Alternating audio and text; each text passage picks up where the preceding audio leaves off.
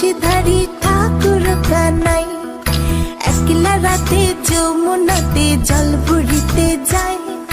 পেছন থেকে কৃষ্ণ তখন আরে আরে চায়।